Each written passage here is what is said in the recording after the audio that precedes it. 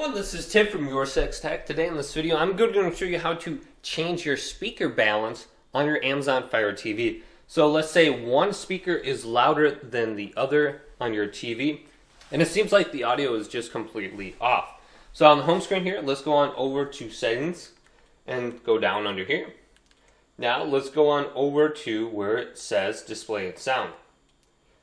Then go to Sound Settings, and there will be a setting specifically for balance. So if you go to the left, you're going to hear the left speaker. If you go all the way to the right, you're going to hear pretty much only the right speaker.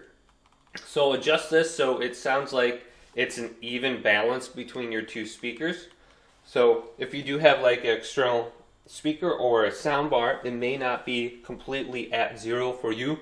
So just sit back and just see where it sounds even. But hopefully this video did indeed help you out. If it did, leave it a big thumbs up and subscribe to my channel down below for more tech up videos coming up next on YourSixTech.